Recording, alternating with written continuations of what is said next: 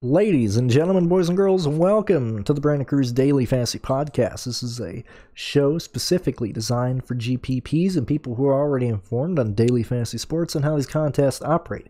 If you have any questions related to NASCAR that isn't a stupid question, feel free to shoot it my way at BrandonCruzDFS on Twitter. Most importantly, take everything you hear with a grain of salt and use your best judgment when making entries. Additionally, if you have a gambling addiction, that's not my problem. Check your sense of feelings at the door.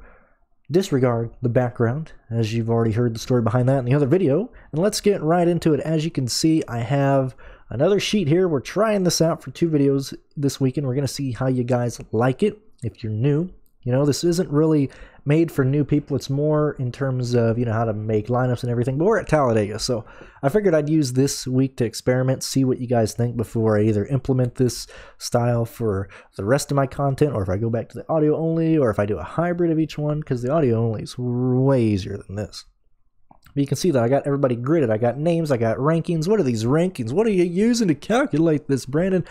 Nothing really, other than my mind and how I grade these people out. Chalk is the amount of interest that I see the public having, my interest, and yet again I'm only making one lineup for these. I don't really mass enter much anymore without practice data, that's going to probably be the same case next year. So this doesn't gauge all my interest, but it certainly tells you what I think of some of these back markers that you guys are probably curious about. Projected finish, obviously how I think people are going to finish. Ceiling, I mean, it's a plate track. Anybody can technically win it, but I'm trying to, really funnel down where I think these people can do if everything goes their way. DNF factor, how likely are these people to wreck? How likely are they not to wreck or finish the race? Rather sponsored. Obviously, I'm not going to waste time talking to you about, Chase Briscoe has Momo 1 on the car. Who cares, dude? This just matters about the back markers and things of that nature. If you want the sheet that I use to really get good data from, it's Race for the Prize. I have it right here on my sheet. The month of October, it's $20 only. You get everything. You get driver ratings, you get projections from Pierce on how you think those guys are going to do. You have track history, you have lap data, you have a lineup optimizer in that sheet, you have a lineup builder included in the sheet every week. I mean, it's the best bang for your buck. And $20 for 11 races this weekend or this month, you can't beat it. It's the best value on the market. I don't see a reason to use anything else. And it's such a time saver. I know NFL's back. I know, the Stanley Cup is over and gone and nobody really cared about that. But you still got football. And if you're spending time building stuff for football, you don't have time to research NASCAR. Get the Race for the Prize Fantasy NASCAR spreadsheet to get that and all the data that you actually want to see. If you want to see numbers and stuff like that, that's going to help you out. It's a huge time saver. Let's do the same thing we did last time and start at the bottom of the grid. Now, first and foremost, I'm recording this Thursday afternoon.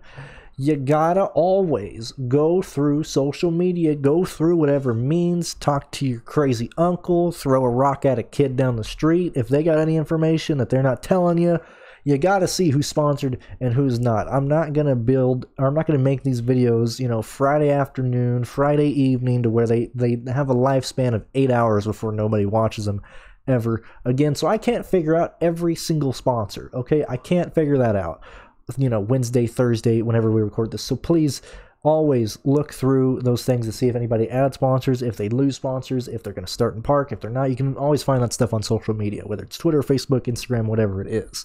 But these are the guys that I've been able to figure out right now. So Timmy Hill, look, first and foremost, on Sunday, regardless of what's on that car, that's a go-fast machine. He's going to be driving a Ford this weekend. That's a motor, that's a chassis. I think Timmy Hill legit has a chance to win on Sunday. Why do I think that? Because Timmy Hill is one of the best plate racers out there. Brandon, you're crazy. Look at his finishes. What are you smoking? Now look, let's look at Timmy Hill. His last few finishes. Earlier this year, 22nd at Daytona. Mechanical issue. Not mechanical issue, but an issue that cost them a good finish. Daytona in the summer last year, finished 3rd. Daytona in the fall of 2019, 21st. Daytona, I'm just gonna say the numbers instead of saying what race they were. 22nd, 3rd, 21st, 19th, 7th, 17th, 11th, and then at Talladega, 26th, 29th, 27th, 17th. Now, this does not apply to the Xfinity Series race, but Timmy Hill, when he has the go-ahead from Carl Long and that team, because they can't afford to just tear up cars left and right, when he has the go-ahead to, like, Timmy, you know, don't worry about bringing this car back, race it out, he is up in the front, okay? His finishes do not represent that because he's been in an underfunded car in the Xfinity Series and whatever it is, even the Cup Series, but I have no interest in Timmy Hill. I think he's starting Parks Saturday. I think he runs very well on Sunday. Normally, I don't talk about anything regarding the Sunday stuff, but I just wanted to say that in detail here because I probably won't say it in the DFS Tavern video. But Timmy Hill's a no-go for the Xfinity Series race. He's a full-on lock, in my opinion, for Sunday's race. AJ Allmendinger, you know, Chalk City grades out as an A. I need very high interest in him. Why did I not finish these two guys? I mean, look, AJ has a top 5 no matter what it is. He's top 5, or if he gets wrecked or some BS stuff that happened earlier in this what was it? Earlier at Daytona previously when he got wrecked by Ross Chastain when they blocked. I mean, he either gets blocked or he wrecks, or he doesn't get blocked and he'll do very well. Josh Bilicki, very good. Just very good for BJ McLeod. He has a lot of good history, and we have to talk about how we think this race is going to go, which I guess I should do that first like I did in the Truck Series. Look, this race needs wrecks for a lot of backmarkers to do well. Normally, it's not the case at Talladega. Typically, Daytona's a lot more hectic, but it's a plate track. Anything can happen. So what do you do? Do you do a 2-2-2? Do you do a 4-2? Do you do a 3-3 stack? If you want more information on these, I made a video earlier this year on this channel regarding, you know, line construction for a super speedway, especially for a wreck filled race. You can go ahead and look at that. I think if it goes green, if this is a very green race, which this has a high possibility to do that, I think a 3-3 is going to work. I don't think you want to stack everybody from the back. Obviously, you know, if it's a wreck fest, anything can happen. You know, it's Talladega. We can't always predict what happens, but I would imagine that a 3-3 will probably be the thing that works this time around because I don't expect a ton of wrecks. I'll probably build my one lineup around that because DFS stuff has just ruined me for play tracks because all I want is just wrecks. You know, all I cheer for, like we'll be in Discord or TeamSpeak with my buddies here, and I'll be like, we need a wreck. Come on, flip. Somebody fly through the fence. Let's have a career-ending injury. We need something to happen here. As long as I don't have him, wreck the car. So all I do is root for wrecks. I build lineups primarily around people get into wrecks, and so, like I said, I just think that's a safer play. AJ Allmendinger is going to be the highest owned, which he should be. I mean, he's hard to fade. Even when he wrecked earlier in this year, he was still he outperformed so many people.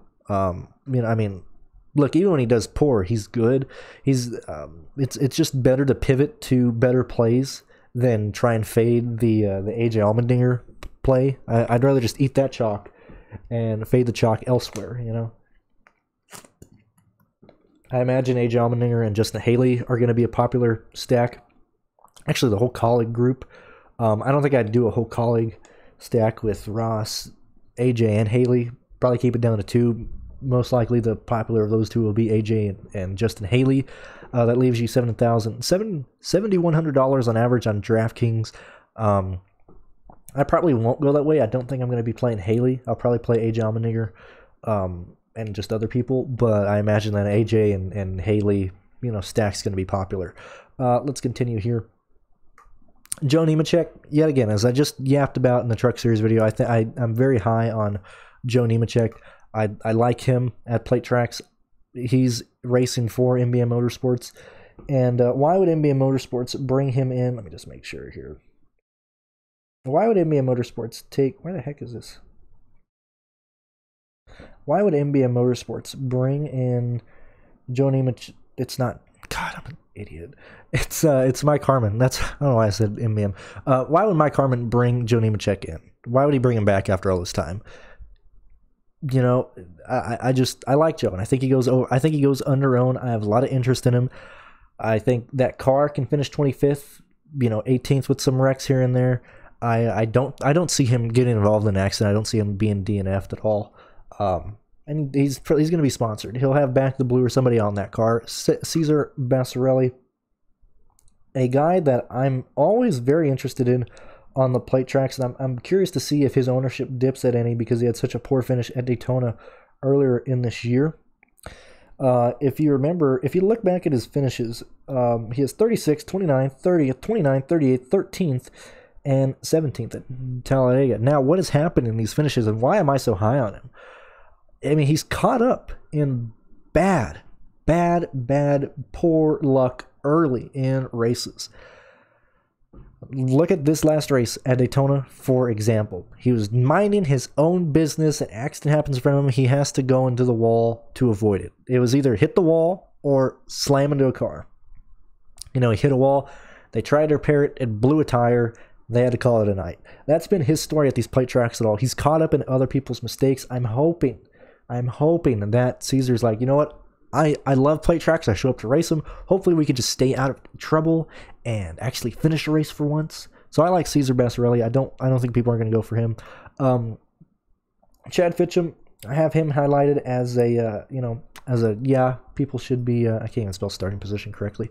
Yeah, people should play him. I mean, he grades out pretty decently. I mean, he's starting 32nd. His worst finish at a plate track has been 39th and 36th, but that was in 2019. Since then, he's finished 22nd at Talladega, 25th, 20th, 28th, 14th at 28th at Daytona. And, that's another thing. I forgot to totally mention that in the beginning of the video. I'm so happy that we have all three series at a plate track on another weekend other than the Daytona 500 weekend. That's such a rarity in NASCAR. I love this. I just really like it. But I think Chad gained some ownership there. Bailey Curry, I don't think that vehicle makes the whole race. So that's just me. Cody Vanderwall, I've been playing Cody Vanderwall the past 2 weeks on DraftKings. It hasn't killed me. His ownership keeps coming in around 4%, 3%. Gosh, man, my eyes are drying out. He comes in around 3-4% ownership at regular tracks.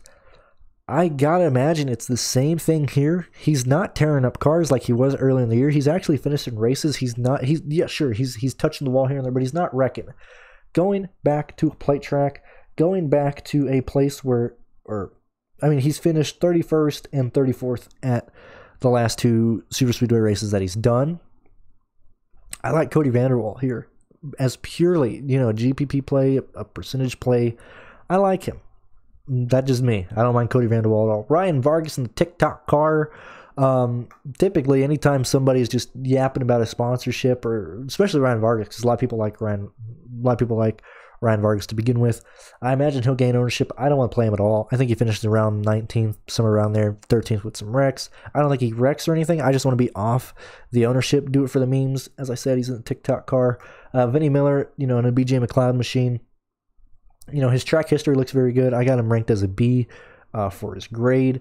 If you look at his track history, he's done very well at the plate tracks. And basically what I mean he's done very well is he doesn't wreck, or he finishes inside the top 18, somewhere around there. That's mainly all you're looking for when you look at plate tracks and track history.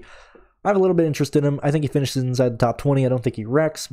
He'll be sponsored. Same thing with Matt Mills. I mean, these guys are interchangeable here and there. Garrett Smithley, yet again, graying out well. I got a little bit of interest in there. Should be running for JD Motorsports.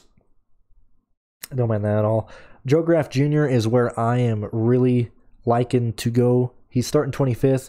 I have a lot of interest in him. I don't know how he does, man. I mean, if you look at his history, it is nothing but wrecks. It is gross. Poor dude had a beautiful looking car at Daytona, got involved in an early accident, finished last. But man, when you see people wreck constantly, that ownership drops like a rock for DraftKings, and I really like that. I want to play guys who are low owned at these plate tracks because anything can happen. And going back to this, where this race needs many wrecks for backmarkers to do well, that's just the situation we're in. I like a lot of these backmarkers. A lot of them have good track history. A lot of them know how to stay out of wrecks, but because of that, they need people to wreck up in the front. I mean, we need people like Austin Cindric, Justin Allgaier, Anthony Alfredo, Brandon Jones. We need people up here to be wrecked out, cause big wrecks, have a lot of big wrecks happen. So that just, that's how you got to approach it. I like these guys for the possibility of them doing well, but they need people to make mistakes in order for them to do well. Alex Labbe, not really interested in. Colby Howard, not really interested in. Tommy John Martins, I'm thinking with people believing that this won't be a wreck fest, with people being like, oh, this isn't Daytona, we're not going to see a huge wreck fest. I imagine a lot of people go to Tommy John Martins because he is so cheap. And I imagine he'll be a part of a lot of high expensive lineups. So for example, if you're playing AJ Allmendinger, if you're playing, Justin Allgaier, Ross Chastain, Michael Annett, these guys who are like 8,000 and above, and you're going to build a lineup around those guys, you're going to be stuck playing Tommy John Martins and Jesse Little. I didn't even have that in the right one. You're gonna be stuck around Jesse Little and Tommy John Martins as the guys you go to just based on salary. That's why I imagine that these two guys, I meant to put that on yes, but that's why I imagine these two guys are going to gain ownership, just because people are going to be forced to go there if you're making very expensive lineups. Myatt Snider, I like him. He's had a lot of bad luck as well. I don't mind him as well. I think there's a good chance he DNFs, but I like him a lot. Austin Hill, same thing. He has bad history in the Xfinity Series here, and it depends on how well he does in the Truck Series sometimes, especially back-to-back races. If he's involved, so two things here just on Austin Hill. If he does very well in the Truck Series, he could gain ownership for the Xfinity Series because they're right after each other. People are going to be like, oh, Austin Hill, he did well, about 30 minutes ago in this race. He'll do well in the Xfinity Series race, so people play him. Or he's involved in a wreck early. People forget about him. They don't want to play him because he wrecked. Or he's involved in a wreck late. Gets a concussion, goes into concussion protocol, can't race, a whole lot of things here and there. But I like Austin Hill. He has bad track history here. If you look at him, he has a lot of wrecks, but that's what I want to see. And I know that sounds weird, but with no practice, nothing like that, lineups being set by NASCAR and not qualifying, I'm chasing low ownership, especially at a plate track. Not interested in Josh Williams. Don't like Jeremy Clements, Brett Moffitt, Brandon Brown, Chastain. They all. I'm going to be nodding at these guys for ownership if I'm playing guys up in the front. Same thing with Justin Haley. He'll probably be the chalkiest guy inside the top 10, probably along with Chastain possibly being popular as well, just based on how they did earlier in the year. And I probably won't play anybody inside the top 10. Like I said, I don't think I'm playing Justin Haley. I don't think I'm going to be playing these guys, although I do have some interest in them. I'm going to be playing lineups, hoping for wrecks, just hoping for, people having instants. Probably not a full stack in the back, but people are probably starting, 15th on back, 20th on back. That's probably how both my lineups are going to be for the Truck and the Xfinity Series. Just because, I'd rather root for wrecks than root for a race to go green. That's just more likely for plate tracks, and it makes it easier, to gain positions. Anytime there's a wreck, especially if there's a big one, you hop so many lineups, and this year, going back to Daytona wasn't nearly as ugly as I expected, as other people expected. So I don't think people are going to really go back to playing stack from the back or play guys, halfway on the grid back, just because that has not been optimal this year. I don't expect that to be optimal here, but I just think the low percentage of people playing those types of lineups just gives us an edge, gives us a reason why we should play those types of lineups. So if you guys like this type of video, if you like this type of formatting, if you like this type of, looking at, my sheet, let me know. I need feedback here, because if it's up to me, I don't mind doing this type of stuff, because more of this stuff is just me and what I think. But I hate making sheets to where I have to put in, the exact, projected DK points for other people. I'll do it for myself. But I hate making actual sheets. I don't see the point in it. I don't, I know what I want to do. I'm doing this so you guys can clearly understand where I'm coming from. So please let me know if you guys like this. If you don't like it, what you think about it, yada, yada, yada. I got a Patreon in the description that you can donate. That's my donation thing right there. Yeah, I don't offer anything other than, a donation, a Discord that you can hop in and talk to me. But it's really nothing special. It's more for donations and everything like that. So thank you guys for listening, and best of luck, and peace out. See you next time. Yo.